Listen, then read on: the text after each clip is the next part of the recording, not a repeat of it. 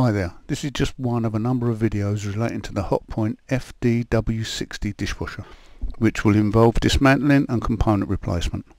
I'll also be covering some of the error codes associated with this model during the relevant videos.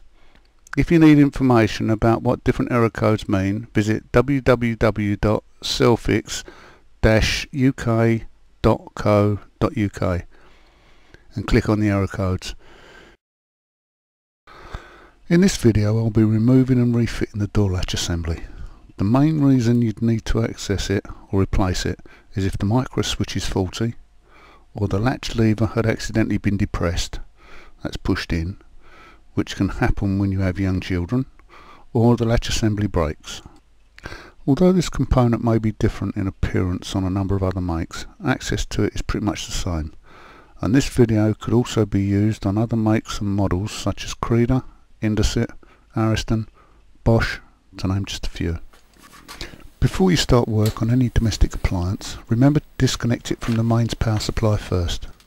Along the inside edge of the door are a number of screws. These hold the front panel on. Undo them from top to bottom, but don't touch the last screw.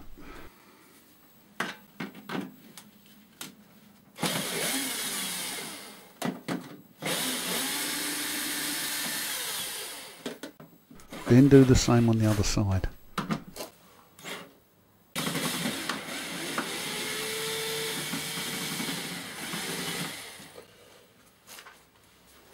Now grip the lower part of the door panel and lining with one hand while you undo the bottom screw. This will prevent the panel from dropping down. Still holding it, remove the other bottom screw.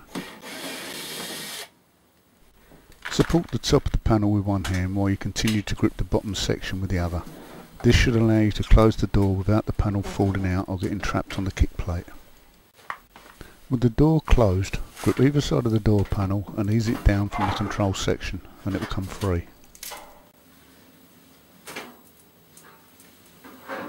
Remove the polystyrene insulation and place it on one side.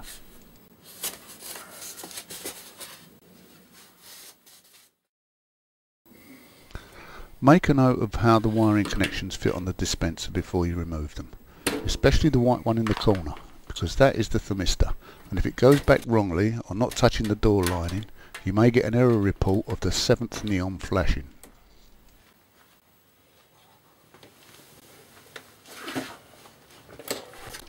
Open the door again and remove the screws along the top edge, but be sure to hold the panel or it will drop off and could get damaged.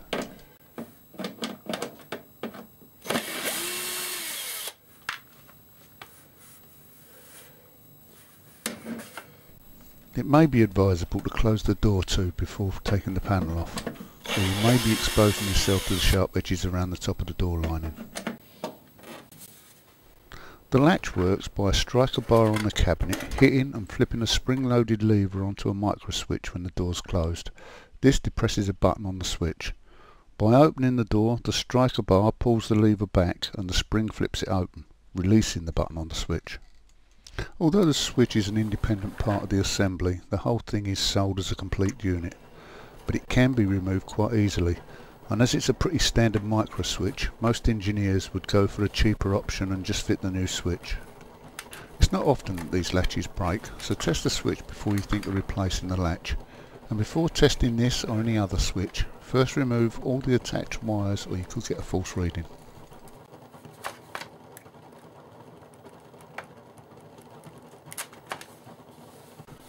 If you don't get a reading on your meter, then change the micro switch.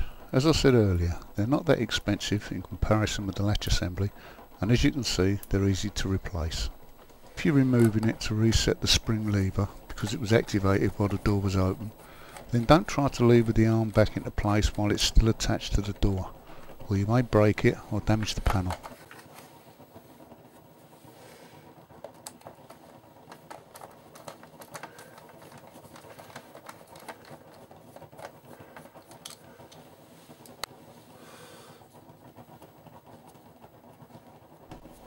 Here you can see I'll activate the latch lever. This is how the latch will be if your child pokes something in it while the door's open. In that case, the machine would be live, and if a program was selected, it'd go into wash with the door open. Plus, you wouldn't be able to close it. Although the spring's quite strong, it will reset easily if you put a screwdriver blade in the recess like I have. When it comes to refitting the micro switch, make sure you have it up the right way. The little plunger on the switch should be facing upwards.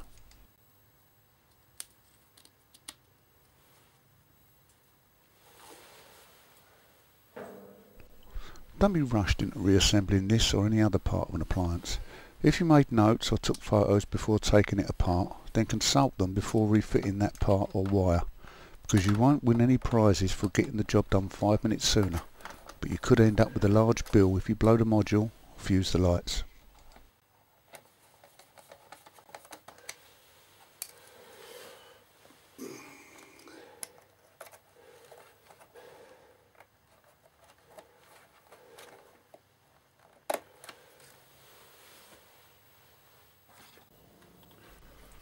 Hook the fascia panel on the top edge of the door, but be careful because this is sharp.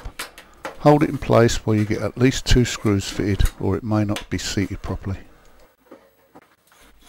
And don't forget, if you need to know what that error code means, visit selfix-uk.co.uk.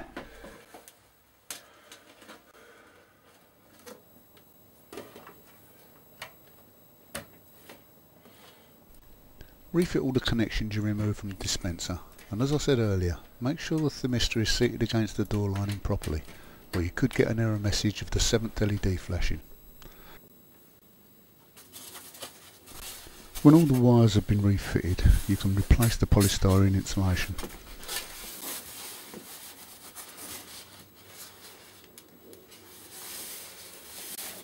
There are 2 little pegs under the fascia panel that fit into the top of the outer door panel, so it has to be lifted into place before the screws are fitted.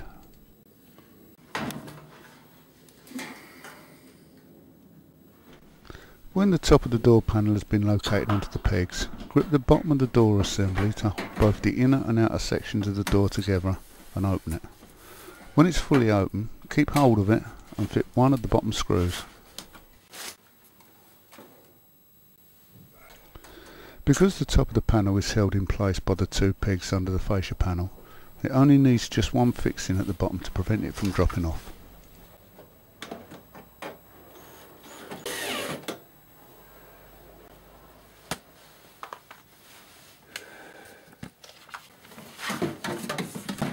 Now fit the screw on the other side. Refit all the remaining screws and the job's done.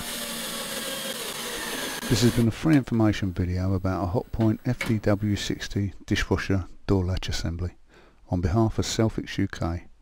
Why not visit our website at www.selfix-uk.co.uk for more helpful tips and spare parts.